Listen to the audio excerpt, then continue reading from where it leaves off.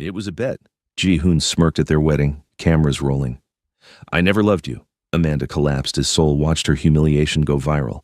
Just another foreign girl dismissed, mocked, destroyed for entertainment, until her boss saw the video.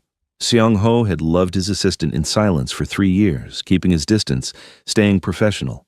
Watching her break on a stranger's phone shattered every wall he'd built. Welcome back, my amazing viewers. Thank you for watching. Don't forget to comment below where you're watching from. Now, let's get back to the story. Amanda stood beneath the floral arch, her ivory gown catching the golden light. The dress had cost 3 months of careful saving. She checked her phone again. Ji-hoon was now 45 minutes late. The sound of laughter reached her ears. Ji-hoon walked through the garden entrance, but Soo-min, her best friend, clung to his arm like a possession. Behind them, a cluster of his friends followed, phones, already raised. Amanda's smile of relief froze into something unrecognizable. Sorry we're late, Ji-hoon called out, his voice carrying an edge she'd never heard before. Had to make sure everyone could make it to the show. The group formed a loose circle around her. Amanda's hands trembled as she clutched her bouquet. Ji-hoon, what? Tell her, one of his friends urged, barely suppressing a grin. Ji-hoon's handsome face twisted into something cruel. It was a bet, Amanda. My boys wagered I couldn't string along an African girl for a whole year. I won 2 million won. He pulled Soo-min closer and got a better girlfriend out of the deal. The words didn't make sense at first. They bounced off her consciousness like stones skipping across water. Then they sank, dragging her down with them. We've been documenting everything, another friend said, waving his phone. Your terrible Korean pronunciation, that hilarious thing you do when you're nervous. God, you were so easy. Soo-min stepped forward, and Amanda saw something volcanic in her former friend's eyes. 4 years I watched everyone at work praise you. 4 years of listening to Seong-ho say how reliable you are. You thought you were so special, didn't you? Coming here with nothing, acting like you belonged. Soo-min, please, Amanda's voice cracked. I've been sleeping with Ji-hoon for 5 months, Soo-min continued, her smile razor-sharp. In your apartment, actually. That weekend you visited Busan? We broke in your bed. The laughter grew louder, feeding on itself. Someone mimicked Amanda's accent, exaggerating every syllable. Another replayed clips they'd secretly filmed, her crying over an argument with Ji-hoon, her practicing Korean phrases, her dancing at a Christmas party. Oh, and that 50,000 you gave me for my business venture? Ji-hoon added casually. Spent it on a car. Nice one, too. $50,000. Every penny she'd saved over 3 years. Money meant for her cousin's school fees, for emergencies, for a future she'd believed in. Gone. You really thought someone like me would marry someone like you? Ji-hoon's words were surgical in their precision. You were a project, a joke, and you fell for every lie because you were desperate to matter to someone. A hand shoved her shoulder. She couldn't see whose. Amanda stumbled backward, and the carefully preserved gown tore as she caught herself against a chair. Mud splattered across the ivory silk. The world tilted sideways, her chest constricted, each breath a battle against rising panic. 4 years of friendship, built on calculated deception. 18 months of love, choreographed cruelty. Every gentle touch, every whispered promise, lies wrapped in prettier lies. Her knees hit the white runner. She couldn't feel them. The phones formed a constellation of gleaming eyes above her, recording, always recording. Their laughter became a physical thing, pressing down on her shoulders. This is gold, someone said. Hashtag heartbreak, hashtag catfished, hashtag... The garden spun. Amanda's vision darkened at the edges. She heard herself making sounds, not quite crying, not quite breathing. Just the raw noise of something breaking. Within 30 minutes, the video was everywhere. African bride scam trended nationally. Comments multiplied. She deserved it for being so stupid. Why would she think a Korean man would actually marry her? Some defended her, but their voices drowned in the flood of mockery. Across Seoul, in a glass-walled conference room, Dae-jung scrolled through his phone during a tedious contract negotiation. The trending video auto-played. He recognized the garden, then the dress, then the woman collapsing in it. Amanda. Quiet Amanda, who remembered his daughter's nut allergy, who'd stayed late helping audit the charity accounts. His blood crystallized in his veins. He burst into Seong-ho's office without knocking. Boss, you need to see this. Now? Xiangho's eyes was fixed on Daejung's phone screen, watching the video play through once. His expression remained perfectly neutral, the same mask he wore during hostile negotiations, during confrontations with rivals who'd miscalculated badly. "Play it again," he said quietly. Daejung hesitated. "Boss, maybe again." The second viewing crystallized something cold and terrible in Xiangho's chest. He watched Amanda collapse, watched the phones circling like vultures, watched her break in real time for the entertainment of strangers. For 3 years, she'd sat 20 feet from his office door. 3 years of her arriving 15 minutes early, staying late without complaint, remembering every employee's birthday with handwritten cards. He'd noticed her from the first interview, the way she held herself with quiet dignity despite her nervousness, how her competence spoke louder than her hesitant Korean. He'd noticed Ji-hoon too when the relationship began. Noticed, and said nothing because Amanda had smiled more, laughed easier. Xiangho had told himself it wasn't his place to interfere, that he was being professional by keeping his distance. Now, watching her devastation loop endlessly on a stranger's phone, professional distance felt like complicity. He stood abruptly, buttoning his jacket with mechanical precision. "Get the car, now." Daejung was already moving. "Where are we going?" "To fix my mistake." The drive took 18 minutes through evening traffic. Xiangho's jaw remained locked, his hands steady despite the fury building like pressure behind a dam. He'd built his reputation on control, over his emotions, his empire, his enemies. But watching that video had fractured something fundamental. This wasn't business. This was personal in a way he'd avoided examining too closely for 3 years. They found her exactly where the video's geotag had indicated. The garden venue looked obscene in the fading light. It's romantic. Trappings mocking the woman sprawled on the white runner. Amanda's dress, that beautiful ivory gown, was torn and mud-stained. Her breathing came in shallow gasps, her eyes unfocused. Nearby, Ji-hoon's group posed for selfies, their laughter grating against Xiangho's eardrums like metal on bone. His entrance created a ripple of silence. The smart ones recognized him immediately and stepped back instinctively. In Seoul's particular ecosystem of power and money, Xiangho occupied a tier where even mentioning his name required caution. His legitimate businesses provided cover for operations that existed in moral gray zones, and his reach extended into places polite society preferred not to acknowledge. Ji-hoon, flushed with alcohol and the intoxication of cruelty, didn't possess his friend's survival instincts. "Can we help you?" Ji-hoon's tone carried practiced arrogance, the confidence of someone who'd never truly faced consequences. Xiangho's voice emerged soft, deadly. "You filmed this? You humiliated one of my people and broadcast it for entertainment?" Understanding flickered across several faces. People began edging toward exits. Ji-hoon laughed, the sound false even to his own ears. "Come on, it was just a joke, man. No harm done. Business is business, right? You understand how it is." Xiangho moved with the economical violence of someone who'd learned to fight in places where hesitation meant death. His hand closed around Ji-hoon's throat. Ji-hoon's eyes bulged, his hands scrabbling uselessly at Xiangho's grip.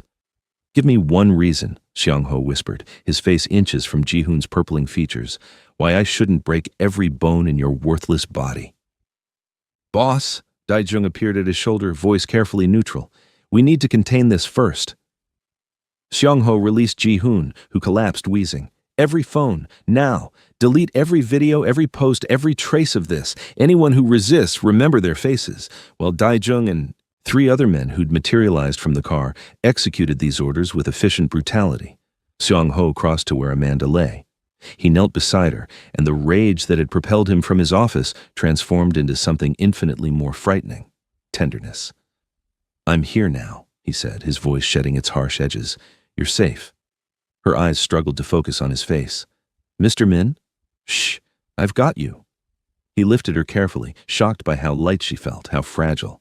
She'd always seemed so self-sufficient at the office, quietly competent and unshakable. In his arms, she felt breakable. The realization sent fresh fury coursing through him, not the explosive kind, but the cold, patient variety that planned and executed revenge over months. As he carried her to his car, Daejung fell into step beside him. Xiangho's instructions came clipped and precise. "Find out everything about Park Ji-hoon. Every debt, every secret, everyone he's crossed. I want his complete financial history on my desk in 2 hours. The girl with him, Sumin, same treatment. And everyone else who was here, everyone who laughed, everyone who filmed. I want names, addresses, employment records, everything. Where are we taking her? Daijung asked, opening the car door. Seong-ho surprised himself with his answer. My home. Not a safe house, not a hotel. Not even the corporate apartment they used for protective custody situations. His private residence, the penthouse sanctuary where business never intruded, where he kept himself separate from his empire. Daijung's eyebrows rose fractionally, but he said nothing, closing the door gently after Seong-ho settled Amanda against the leather seats. His personal doctor arrived 30 minutes after they did, a discreet woman who'd learned not to ask questions. Her examination was thorough but efficient. Dehydration, acute emotional trauma, shock. Physically, she's stable, but emotionally, she trailed off, meaningfully. I've given her something to help her sleep. She needs rest more than anything. After the doctor left, Seong-ho stood in the hallway outside his guest room, staring at his hands. They trembled slightly, not with rage anymore, but with the ghost of how close he'd come to losing something he'd never allowed himself to reach for. 3 years of professional distance, of telling himself that his position made any approach inappropriate, that she deserved better than the moral complexities of his world. Now she lay broken in his guest room, because he'd been too much of a coward to warn her about Ji-hoon. The files Daejung delivered were comprehensive. Park Ji-hoon's life unfolded in spreadsheets and bank statements, a trust fund baby who'd burned through his inheritance on gambling and bad investments, propping up his lifestyle with increasingly desperate loans. His company existed more as fiction than reality, leveraged beyond sustainability. He owed money to people, who made Seong-ho look merciful. And there, buried in the financial records, multiple transfers totaling $50,000 from A. Okafor. Amanda had been funding his delusions. Seong-ho felt something crack in his chest. He made phone calls through the night, his voice calm and surgical. Each conversation planted seeds that would bloom into Ji-hoon's systematic destruction. By dawn, he'd set wheels in motion that would grind slowly but thoroughly. As sunlight painted the city gold, Seong-ho returned to the guest room. Amanda slept deeply. Tear tracks dried on her cheeks, one hand curled near her face like a child seeking comfort. He lowered himself into the chair beside her bed, studying her face in the gentle light.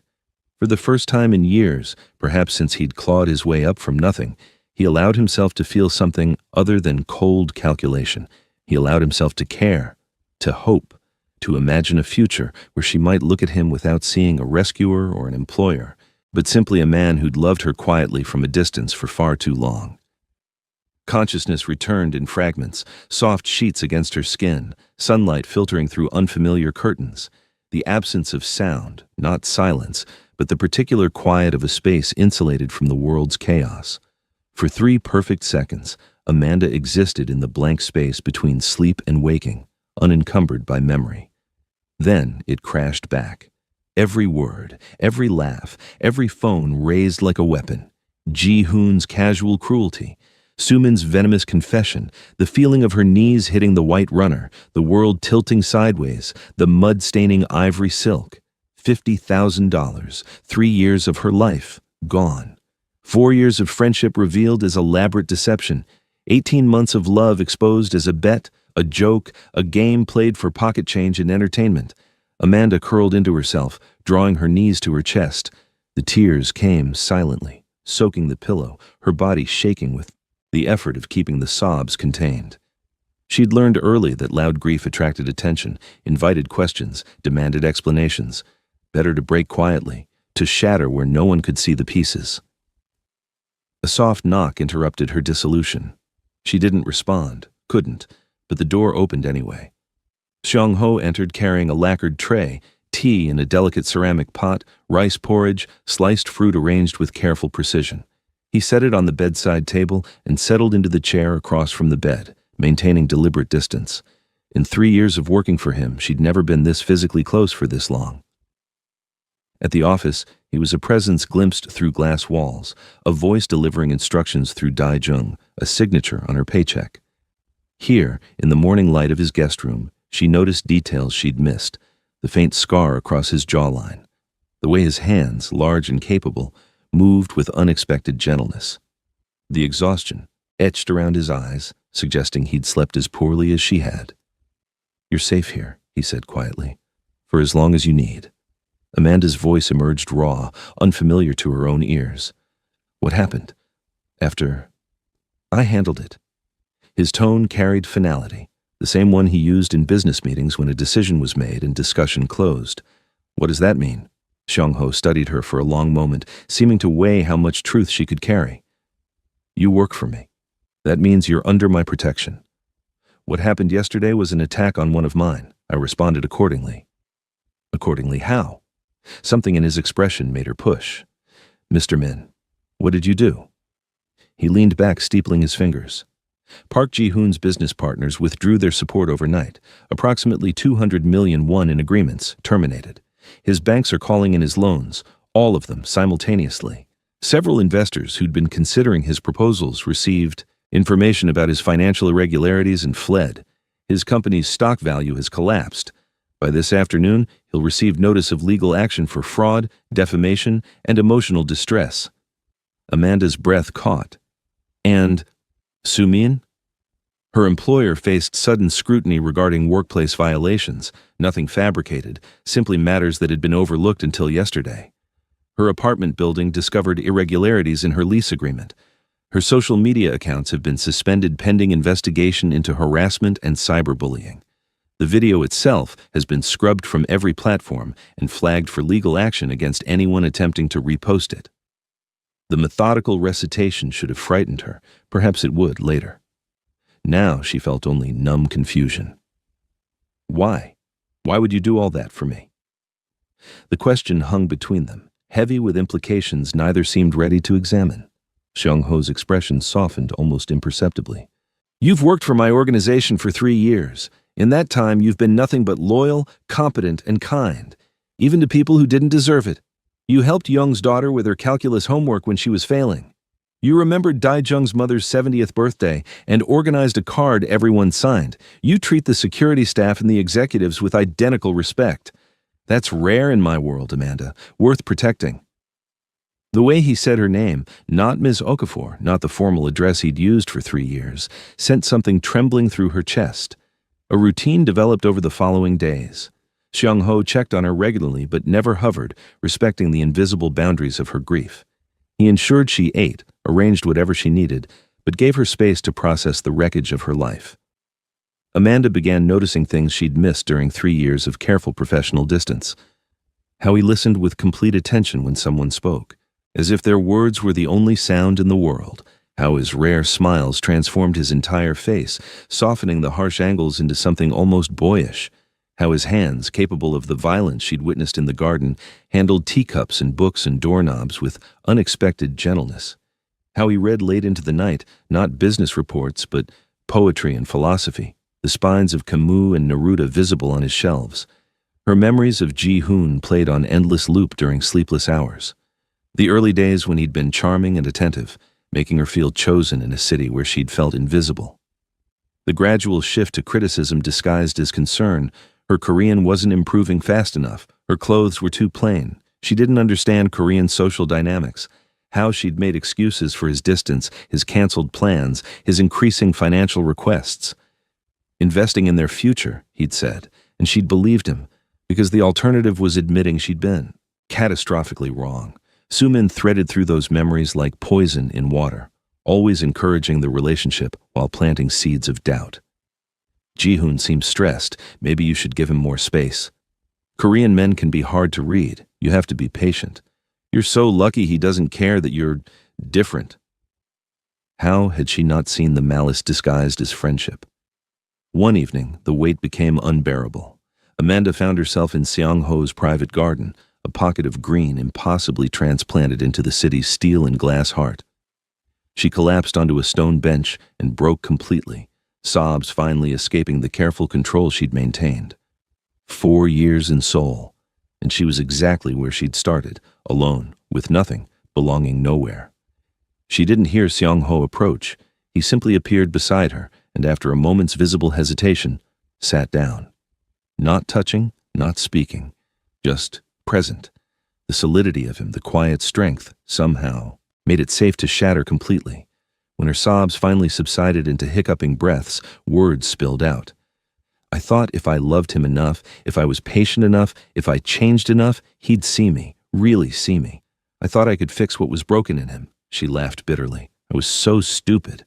No, Xiangho's voice was quiet, but absolute. That's not stupid. That's hope. The world tried to beat that out of me years ago and mostly succeeded. The fact that you still have it after everything, that's not weakness, that's strength. She turned to look at him properly. In the garden's twilight, his face held unexpected softness. You don't seem like someone without hope. I'm someone who learned to survive without it.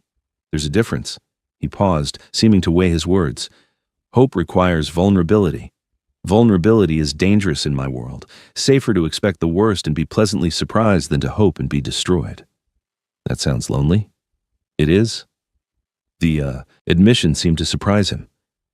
That night, unable to sleep, Amanda found herself wandering Xiangho's penthouse. Light spilled from his study. She hesitated at the threshold, but he looked up and gestured her inside without surprise, as if he'd been expecting her. They talked for hours. About Seoul, how he'd built his empire from nothing, how she'd arrived with everything to prove and no safety net, about loneliness in a crowded city, about survival's many faces, about the walls people built and the reasons they built them. He told her about growing up poor in Busan, about choices made from desperation that became destiny. She told him about her grandmother's death, about arriving in Korea with grief so heavy she could barely breathe, about building a life from scattered pieces. For the first time, she saw him completely, not her boss, not the fearsome figure whose name made people step back instinctively. Just a man, complicated and lonely, who'd built walls so high he'd forgotten how to let anyone in. A man who'd loved books and beauty enough to fill his home with them, despite having no one to share them with. As dawn painted the windows gold, Amanda realized something had shifted. The ground beneath her had been scorched clean by betrayal's fire, but in the ashes, something new was taking root, something dangerous and impossible and entirely unexpected, something that looked remarkably like hope. 2 weeks had passed since Amanda's world had collapsed and been carefully reconstructed within the walls of Xiangho's estate. She'd moved to his guest house, a separate structure on the property that offered privacy while keeping her close. The initial numbness had begun to thaw, replaced by something more complex, grief layered with anger, humiliation tempered by growing strength. She was starting to smile again, genuine expressions that reached her eyes rather than the brittle masks she'd worn with Ji-hoon. Most evenings, Xiangho invited her to dinner. Nothing forced or formal, just easy conversation over meals his private chef prepared. They discussed books, argued about films, shared stories from their vastly different childhoods. Amanda found herself laughing, actually laughing, at his dry observations about Seoul's elite and their performative charity work. She told him about her grandmother's superstitions, about growing up surrounded by extended family's chaos and love.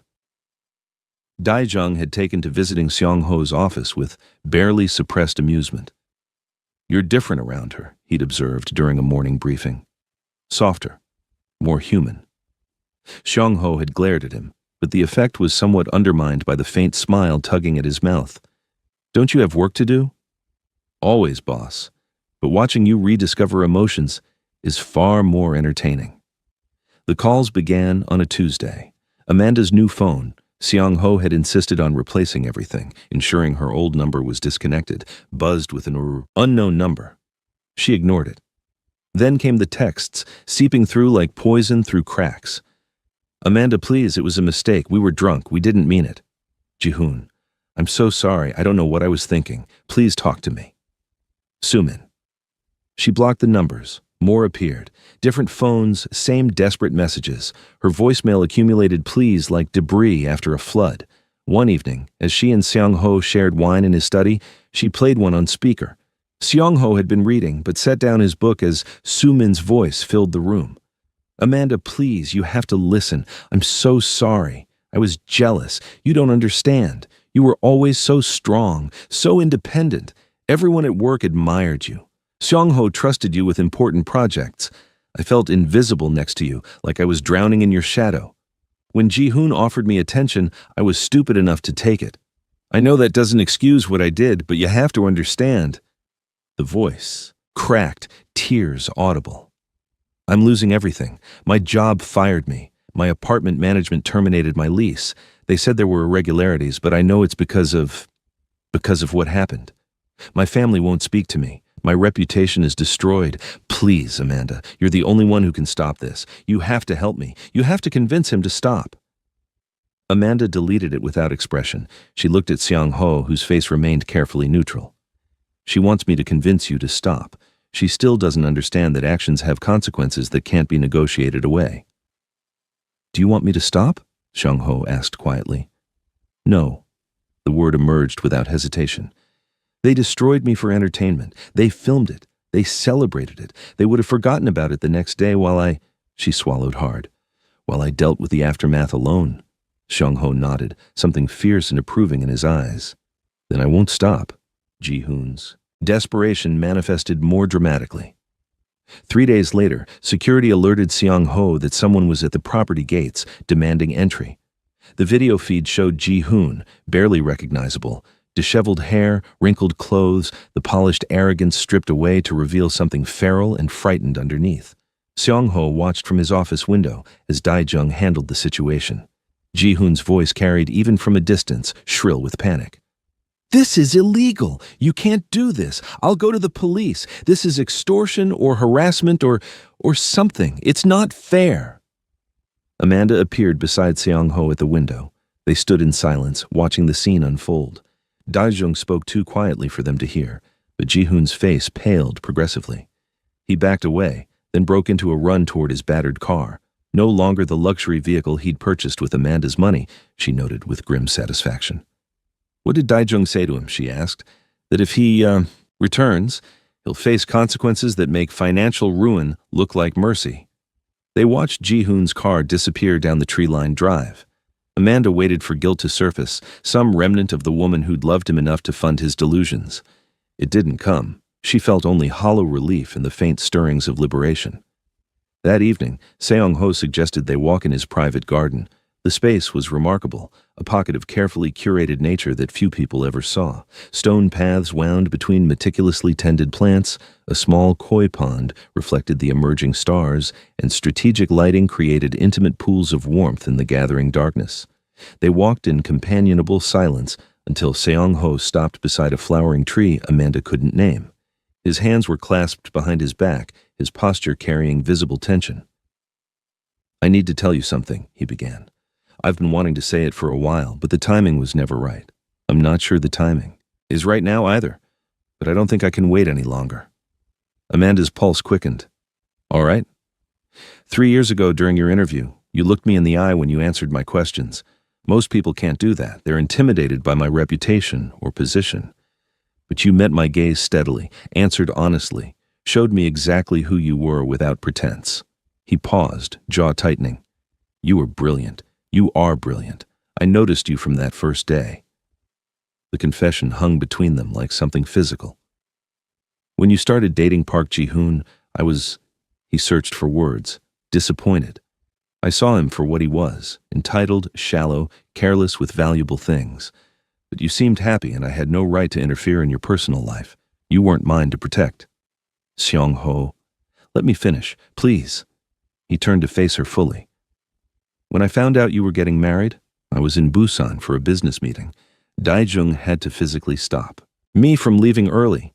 He reminded me that you'd made your choice, that inserting myself would be inappropriate and selfish." His hands clenched. "When he showed me that video, I've never felt rage like that. Not just because of what they did to you, but because I'd failed you by staying silent when I should have warned you." Amanda's breath caught. "You had feelings for me. I have feelings for you." The correction was immediate, precise. Present tense. I'm not good at this, at being open, at being vulnerable. My world doesn't encourage it. Vulnerability gets you killed, or worse. But you deserve honesty, even if it's uncomfortable for me to give. He took her hand carefully, as if it were something precious and fragile. His palm was warm, slightly calloused, completely steady despite the turmoil in his eyes. "I'm not asking for anything. You've been through trauma. You need time to heal, to figure out who you are outside of what they tried to make you. I just needed you to know that what Ji-hoon said, that you're not worthy of love, that But you should feel grateful someone like him would pretend to want you. It's a lie. His thumb brushed across her knuckles. You're remarkable, Amanda. You're kind without being weak, strong without being hard, hopeful despite every reason not to be. Those qualities are rare, precious. Amanda stood frozen, processing. The past weeks replayed through her mind with new context. Seong-ho's constant presence that never felt suffocating, his care that respected her boundaries, his fury on her behalf that had seemed disproportionate for an employer protecting an employee. The way he looked at her when he thought she wasn't watching, expression unguarded and achingly tender. I don't know what I feel yet, she said finally, honestly. Everything is still so raw. There's grief and anger and confusion all tangled up inside me. Ji-hoon broke something, and I'm still finding the pieces. Seong-ho nodded, starting to withdraw. His hand, she held on. But, she continued, I know that when I imagine tomorrow, you're in it, and the day after. When I think about the future, even the uncertain, scary parts, you're there. She squeezed his hand. You make me feel safe, not just physically, but emotionally. Like I can be broken and healing and confused, and that's okay. It is okay, he said softly. Can we just see where this goes? No pressure, no expectations about timelines or outcomes. Just us figuring it out together. Is that enough for now? Seong-ho's smile was slow, transforming his face into something younger, less guarded. That's everything. They sat on a stone bench beneath the stars, hands linked, both terrified and hopeful about what came next. Amanda leaned her head against Seong-ho's shoulder. He went very still, then carefully shifted to accommodate her weight. They stayed that way for a long time, breathing in sync, hearts beating separate rhythms that were slowly learning to harmonize. 1 month after the garden, Amanda returned to work. Seong-ho had restructured her role during her absence. She now managed legitimate business accounts and oversaw the organization's charity initiatives, carefully insulated from the shadowy operations that funded his empire. The change had been presented as promotion rather than protection, though they both understood the truth. Her colleagues welcomed her back with surprising warmth. The video had gone viral, yes, but so had whispered stories of Seong-ho's retaliation. Ji-hoon's complete destruction had become legend in Seoul's business circles, a cautionary tale about touching what belonged to Seong-ho. No one mocked her now. Some even approached with quiet solidarity, sharing their own stories of betrayal and survival. People respect survivors, Dae-jung told her over coffee, and they fear Seong-ho. The combination makes you essentially untouchable now. It should have felt uncomfortable, being defined by someone else's power. Instead, Amanda found it oddly liberating, a shield she could stand behind while rebuilding herself. She and Seong-ho began officially dating, though they moved with deliberate slowness. Dinners where conversation flowed like water. Walks through neighborhoods she'd never explored. Late-night talks in his study that stretched until dawn painted the windows gold. They were learning each other. Seong-ho discovering how to be vulnerable, how to express emotions he'd spent decades suppressing. Amanda relearning trust, distinguishing genuine affection from manipulation's subtle poison. Their first official date arrived on a crisp Saturday evening. Seong-ho collected her from the guest house, unusually nervous. She could tell by the way he adjusted his cufflinks 3 times before they left. The private gallery showing stunned her into silence. African artists featured prominently alongside Korean ones, bold Afro-futurist paintings beside delicate ink landscapes, sculptural pieces that bridged continents and traditions. Amanda moved through the space, seeing herself reflected in ways Seoul had never offered before. How did you, she began, turning to find Seong-ho watching her with careful attention. I called in some favors, he admitted, made some donations, convinced some collectors to loan pieces. I wanted you to see yourself reflected here, in Seoul, to know you belong in this city as much as anyone. The thoughtfulness of it, the sheer effort required to create this moment, cracked something open in her chest. Tears gathered despite her best efforts to contain them. Hey, Seong-ho said softly, thumbs brushing moisture from her cheeks. Did I miscalculate? I thought, no, it's perfect. You're perfect. She laughed wetly. I'm crying because I'm happy, which feels miraculous considering where I was a month ago. Dinner followed at a quiet restaurant tucked into Bukchon's winding streets, away from tourist crowds and Social media influencers. Over banchan and grilled fish, they traded childhoods like precious currency. Seong-ho spoke about his mother, how she'd worked 3 jobs, her hands permanently rough from cleaning offices and restaurants, how she died when he was 17 with nothing but debt to show for her sacrifices. She wanted me to go to university, become an accountant or lawyer, something respectable, safe. His smile held old grief. I became what I needed to become to survive. By the time I had the money to become respectable, I'd already built an empire on darker foundations. Amanda shared her own losses. Parents killed in a car accident when she was 12, raised afterward by her aunt until cancer took her 4 years ago. Coming to Seoul was running away, honestly. Everything at home reminded me of them. I thought distance would make the grief smaller. She laughed bitterly. It just made me lonely in a foreign language. Seong-ho's hand found hers across the table. You're not lonely anymore. No, she agreed, threading their fingers together. I'm not. Over the following weeks, Amanda was gradually introduced to Seong-ho's world beyond the office's legitimate facade. Not the violent aspects, he kept those carefully separate, but the human dimensions she'd never considered. She met enforcers who were also fathers, accountants who managed both legal businesses and illegal operations, lawyers who navigated gray zones with pragmatic ethics. She attended a dinner where Seong-ho distributed envelopes to the widows of men who died in his service, education funds for their children, mortgage payments, medical coverage. She watched him listen patiently to a young man's request for capital to start a restaurant, saw him approve it without hesitation despite questionable business projections. You take care of them, she observed later. They're loyal. Loyalty deserves reciprocity. He paused. My mother had 3 employers when she died. None of them came to her funeral. None offered to help with her debts. I learned what happens when people are treated as disposable. It wasn't the black and white villainy she'd once imagined from crime dramas. It was complicated, gray, undeniably human, built on loyalty and violence in equal measure, sustaining families while destroying others. One evening, curled on Seong-ho's sofa with tea cooling between them, Amanda found herself excavating the past with new perspective. Ji-hoon wasn't always cruel, she said quietly. At first he was charming, attentive. He remembered small details, surprised me with my favorite foods. But gradually, he started criticizing, my accent first, how I pronounced certain words. Then my clothes, my cooking, how I styled my hair, always framed as helpful suggestions for improvement. Seong-ho's jaw tightened, but he remained silent, letting her speak. Then bigger things. He'd compare me to other women, usually Korean women, and find me lacking. My hips were too wide, my skin too dark, my mannerisms too foreign. But he'd always apologize afterward, say he only wanted me to fit in better, that it was for my own good. The words tasted bitter.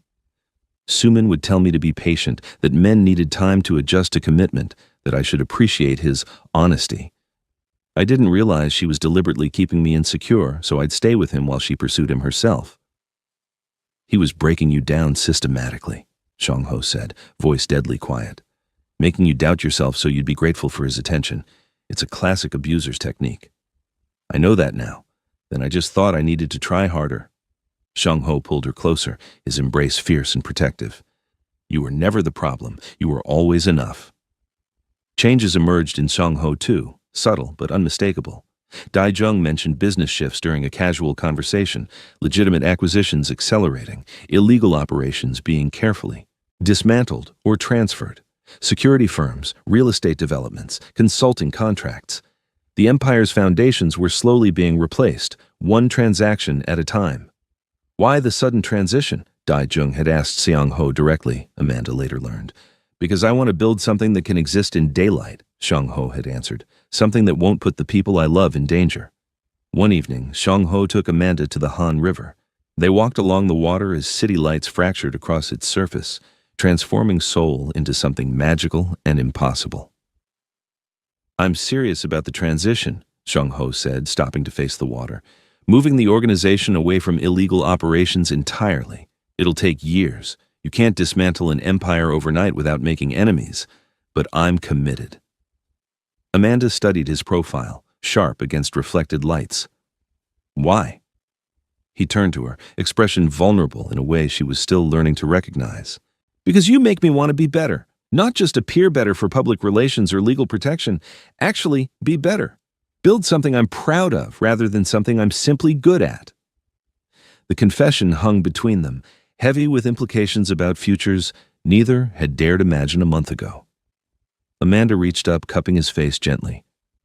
I fell in love with you knowing who you are, Seong-ho. Your past doesn't scare me. It made you into someone who understands loss, who values loyalty, who fights for the people he cares about. You don't have to transform yourself for me. Seong-ho's eyes widened, the careful control he maintained slipping completely. You love me? I do. The words emerged certain, solid, real. I think I started falling when you carried me out of that garden. When you were so gentle despite being furious enough to destroy someone. When you gave me space to break without making me feel weak for breaking. He kissed her then, deep and reverent, his hands cradling her face like she was something precious that might disappear if held too loosely. When they parted, both breathing unevenly, he rested his forehead against hers. I love you too, he said quietly. I have for 3 years. I just never imagined you might feel the same. They stood wrapped in each other's arms as the city moved around them. For the first time since the wedding day that had destroyed her old life, Amanda felt truly free, not from pain or grief or the work of healing, but free to choose. 3 months after the garden betrayal, Amanda's life had acquired new architecture. She'd moved into her own apartment, a deliberate choice, needing to prove to herself that she could stand independently before fully merging her life with Seong-ho's. The space was modest but hers, filled with books and plants and furniture she'd selected without considering anyone else's opinion.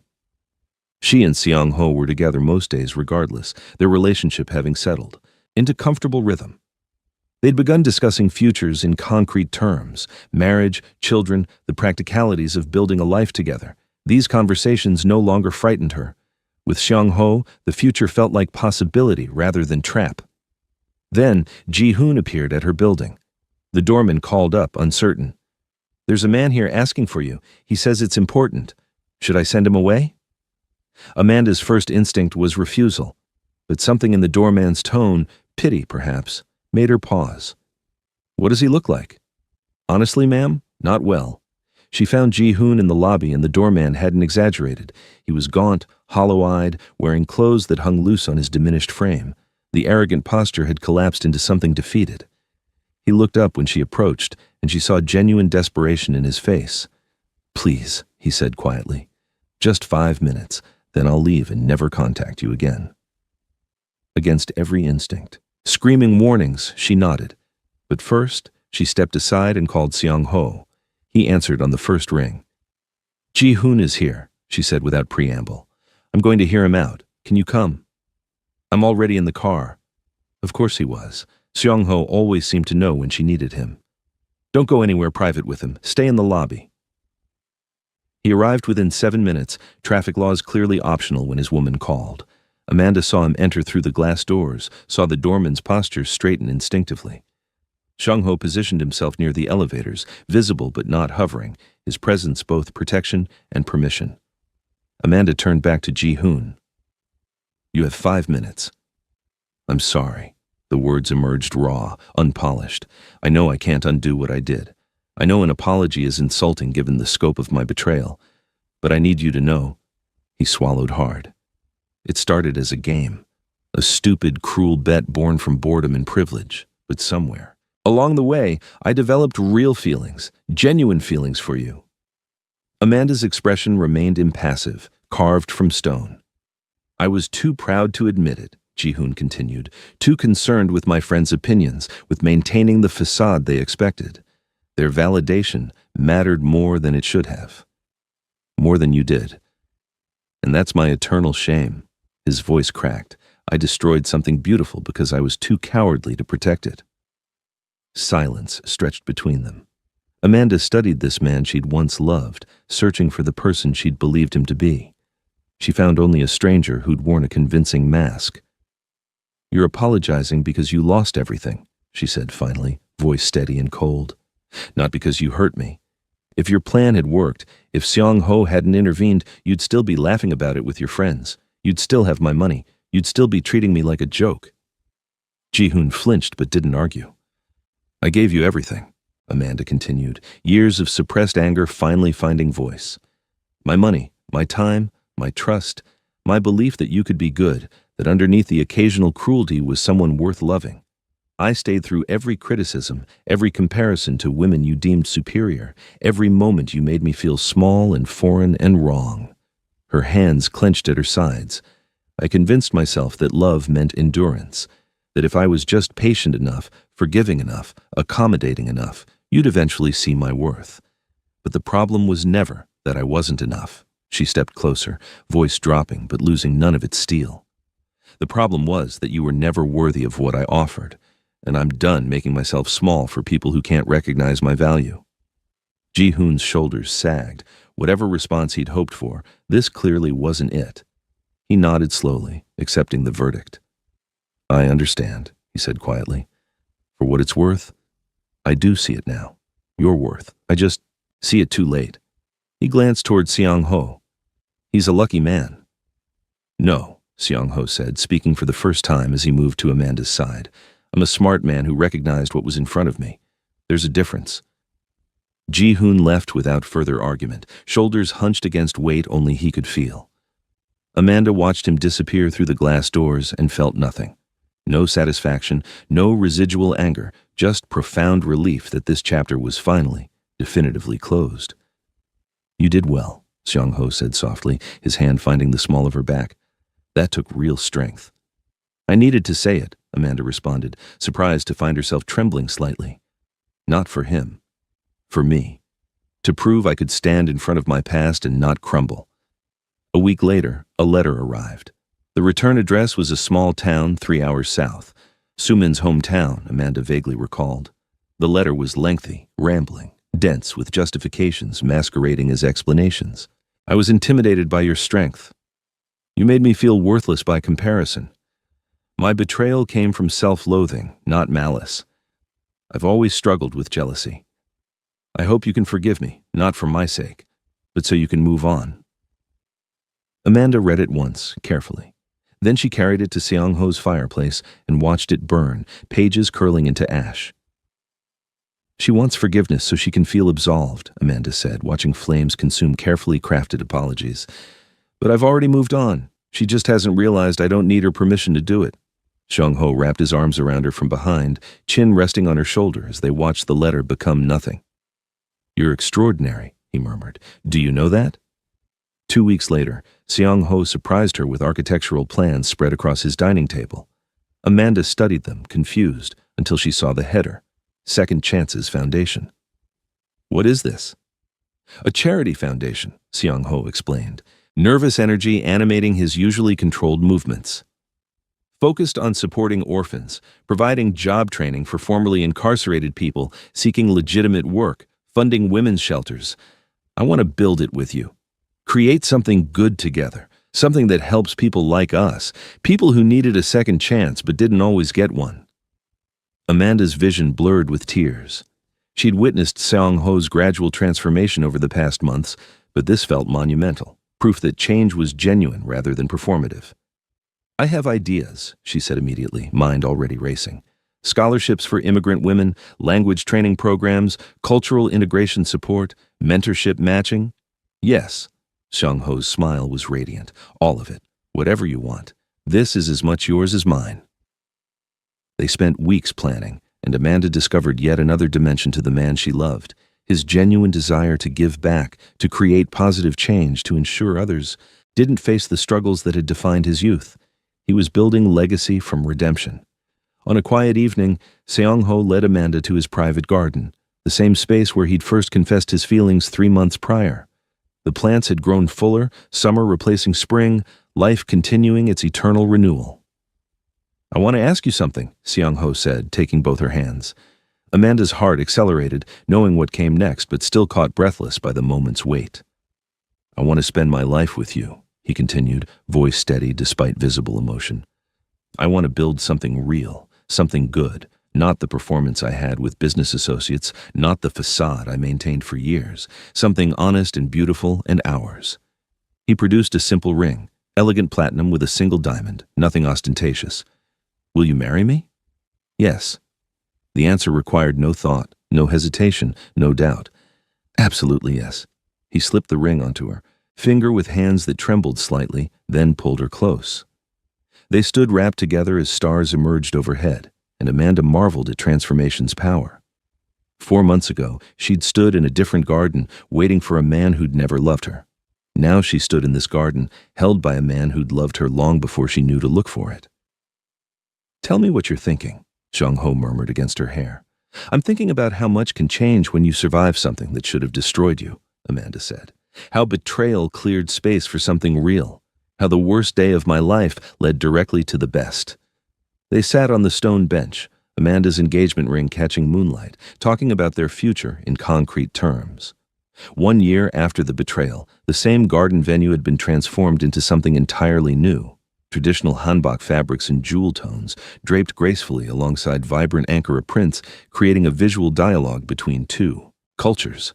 The fusion menu promised Korean banchan beside Nigerian jollof rice, bulgogi alongside suya.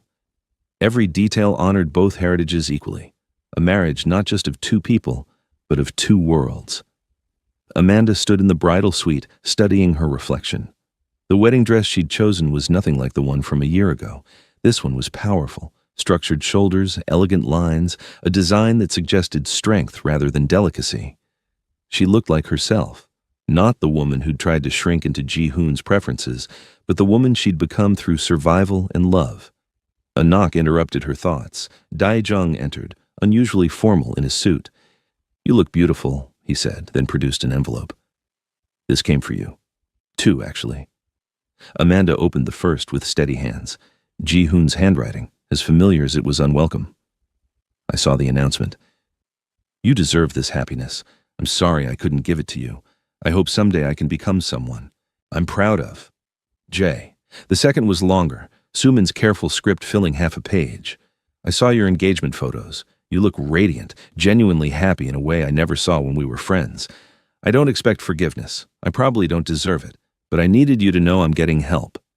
Real therapy, not just the performative kind. Trying to understand why I hurt the best friend I ever had. I hope you find peace in your new life." Amanda read both letters, felt a distant sadness like watching strangers from a passing train, then folded them carefully and set them aside. They belonged to a different woman in a different life. She truly moved past them, not through forced forgiveness or manufactured closure, but through the simple act of building something better. "Ready?" Dae-jung asked gently. "Absolutely." The ceremony space had been arranged with careful symbolism.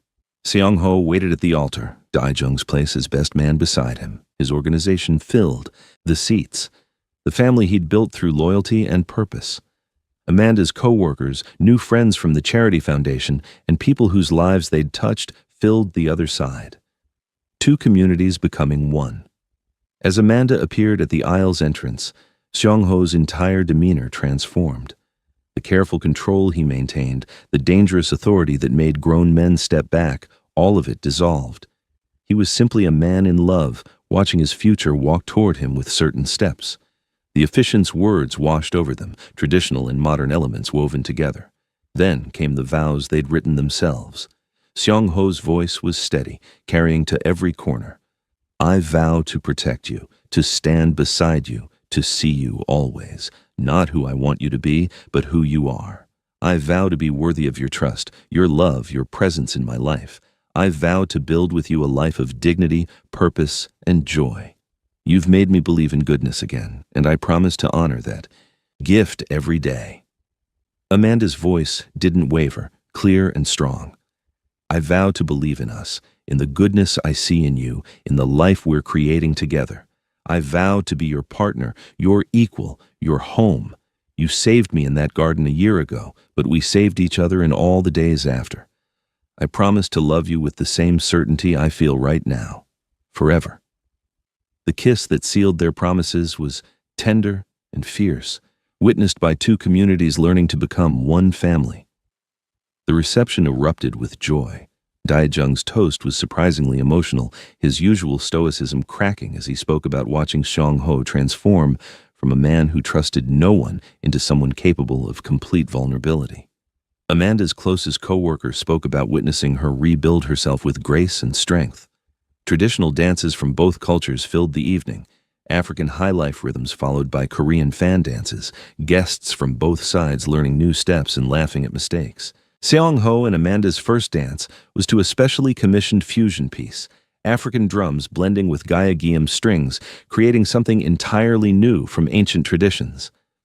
Outside the venue gates, two figures watched separately from the shadows. Ji-hoon had seen the social media posts he couldn't help viewing, drawn like a moth to flame.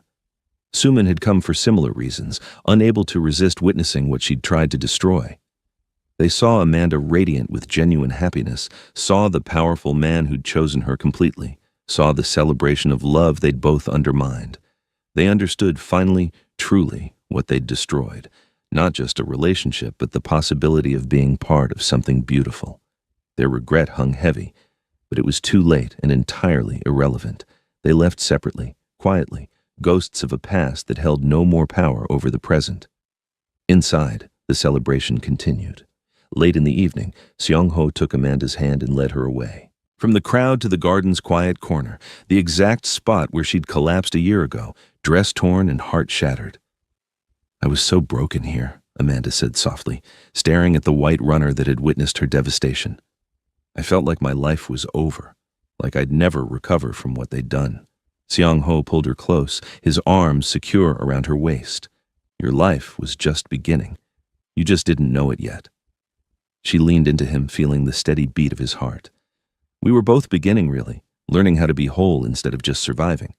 Fireworks suddenly exploded overhead. Dai-jung's surprise later explained with uncharacteristic sheepishness. Colors cascaded across the sky, reflecting in Amanda's eyes as she tilted her face up to Seong-ho's. "I love you," she said, simple and complete. "I love you too," he replied. "Thank you for letting me." They kissed as fireworks painted the night in brilliant colors, two people who'd found each other in betrayal's aftermath and built something impossibly beautiful from the ashes. The garden that had witnessed Amanda's destruction now witnessed her triumph, not over those who'd hurt her, but over the pain itself. She'd survived, she'd healed, she'd learned to trust again, and in doing so, she'd found love more real than any fairy tale promised, complicated, hard-won, and absolutely worth every moment of the journey. As the last firework faded and guests' cheers echoed through the garden, Seong-ho and Amanda stood wrapped together, no longer defined by their pasts but empowered by them.